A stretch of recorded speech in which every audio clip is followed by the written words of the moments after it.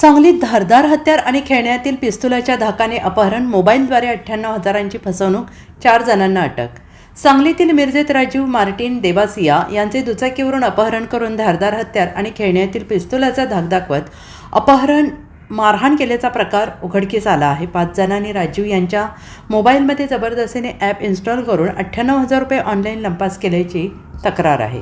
मिरजेतील समता नगर येथील वैद्यकीय प्रतिनिधी म्हणून काम करणारे राजीव देवासिया यांना 2 दुचाकीवरून आलेल्या 5 जणांनी सांगली रस्त्यावरून राजीवला चाकूचा, धारदार हत्याराचा आणि बनावट पिस्तुलाचा धाक दाखवून राजीव यांच्याकडील मोबाईल, आधार कार्ड, पॅन कार्ड काढून घेतले. यावेळी 4 जणांनी शिवीगाळ, दमदाटी करत लाथाबुक्क्यांनी मारहाण केली. लतीफ शेख याने राजीव यांच्या मोबाईलमध्ये क्रेडिट बी ॲप जबरदस्तीने इन्स्टॉल करून त्यांच्या नावावर कर्ज मंजूर करून घेतले. गुगल पे अकाउंटवरून 98,000 रुपये लडमन जयब शान, इक्बाल हुसेन यांच्या खात्यावर ट्रान्स्फर करून आर्थिक फसवणूक केली असून 4 जणांना अटक करण्यात आली आहे.